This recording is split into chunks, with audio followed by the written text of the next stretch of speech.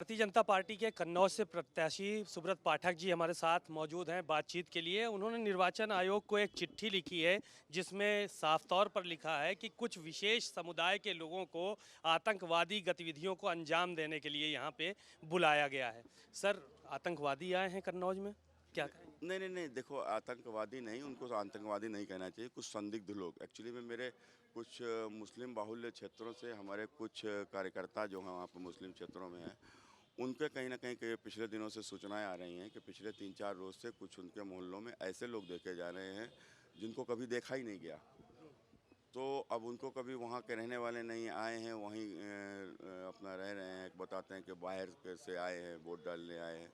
तो एक इस प्रकार के लोग हैं। तो मेरा कहने का मतलब जो लोग भी बाहर से इस प्रकार से मुस्लिम बाहुल क्षेत्रों में आए हैं, एक बार उनकी जांच हो जानी चाहिए। और जांच होने का मेरा तात्पर्य सिर्फ इसलिए भी है कि देखो क्या है कि मुस्लिम बाहुल्य क्षेत्रों में जो गरीब तबके का जो मुस्लिम है वो इस बार बीजेपी को मतदान करने पसमानदा मुसलमान यानी। वो पसमानदा कह सकते हैं हम उसको। गरीब हम लोगों की तो हम लोग जात की बात नहीं करते। मोदी जी ने कहा 4 जातियाँ हैं केवल, किसान, युवा, महिला और गरीब। तो हम गरीब की बात कर रहे हैं। तो वो इस तरीके के गरीब तबके के लोग जिनको मोदी सरकार की योजनाओं का लाभ मिला है, ऐसे लोग भाजपा को वोट करने वाले हैं। तो कुल मिलाकर उनको दहशत में लेना, उनको दबाव में लेना, तो ये एक हमेशा से समाजवादी पार्टी का काम रहा है। समाजवादी के हर क्षेत्र में 20-25 गुंडे, कहीं मोहल्ले में 5-6 गुंडे, इस प्रकार के दबंग टाइप के लोगों को वो अपना बढ़ाते थे। और कोई किसी के ऊपर मुकदमा लिखा देता था। कोई दबंग होता, घर में 5-6 लोग हैं, बेचारा मजदूर को उसको पीट दिया, कूट दिया, तो वो डरे सहमे लोग, तो उसी उनके डर सहम से उनका हमेशा उनका वोट लेते थे।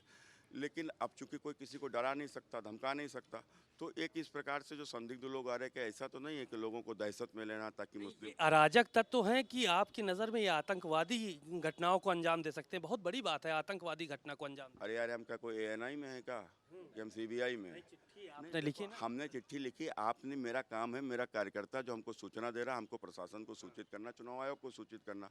अब ये चुनाव आयोग जाने, प्रशासन जाने, वो कुल मिलाकर उसमें हम लोगों का कुछ थोड़ा ही ना है भैया। वो तो मुस्लिम तबके के गरीब लोगों का जो विषय है मैंने वो रखा है।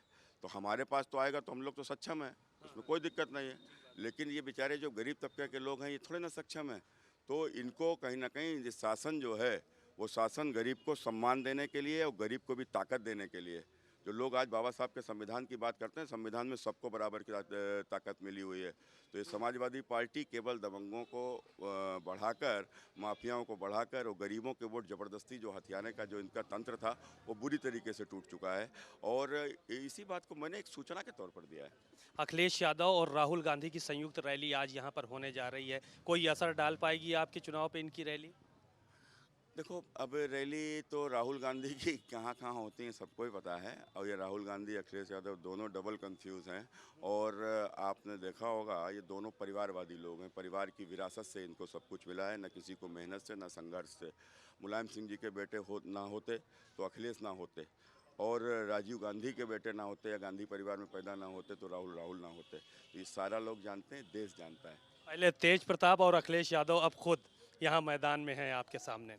नहीं तो देखो, तेज प्रताप तो वास्तव में उसको लाकर मुझे हम लोगों को थोड़ा सा ज़रूर तरस आया था कि मतलब एक तेज प्रताप को बेचारे को अपनी कन्नी काट के उसको भेज दिया।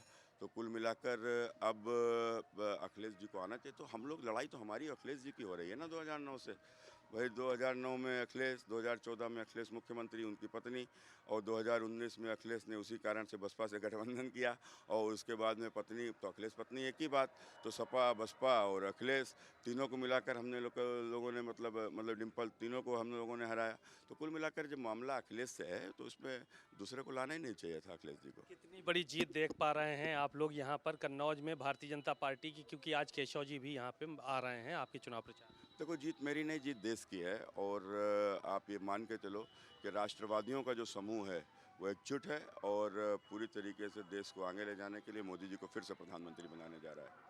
शुक्रिया। सुब्रत पाठक जी बहुत ही बेबाक नेता हैं और उन्होंने बहुत सारी बातें साफ तौर पर कही और कहा कि प्रधानमंत्री नरेंद्र मोदी को देश बनाने के लिए पूरी तरह से एकजुट है और प्रधानमंत्री नरेंद्र मोदी को जो है वो प्रधानमंत्री इस बार फिर बनाएंगे। कैमरामैन मेहदी हसन के साथ सीमाब नकवी, भारत समाचार, कन्नौज।